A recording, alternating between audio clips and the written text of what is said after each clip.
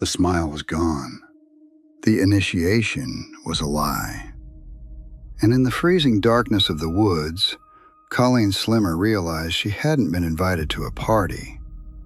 She had been invited to her own execution. The steam plant loomed over them like a tombstone.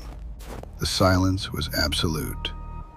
Colleen stood in the snow waiting for the ceremony to begin, but instead of words, she was met with violence. It happened in an instant. Christa and Tadero launched their attack. This wasn't a fight. It was an ambush.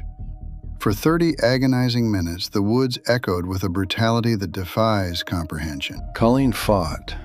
She tried to escape, crawling through the mud and snow. But every time she moved, she was met with a meat cleaver and a box cutter. The forensic evidence would later describe a nightmare of over 300 wounds. But Christa didn't just want to kill her. She wanted to dominate her. She wanted to break her spirit before she took her life. The crime ascended beyond murder into the ritualistic. As Colleen lay helpless, fading in the snow, Christa and Tadero began to carve into her chest. They etched a pentagram, a 5-pointed star. Christa would later claim it represented the goat head of Satan. It was a theater of cruelty, a final symbol of ownership over their victim. The end came with a heavy chunk of asphalt. Christa lifted the rock and brought it down, silencing the woods forever.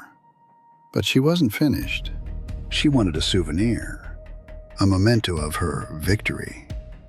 In a final act of depravity, she took a piece of Colleen's skull, a fragment of bone to carry in her pocket, a trophy.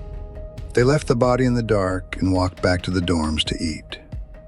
They thought it was over, but were wrong.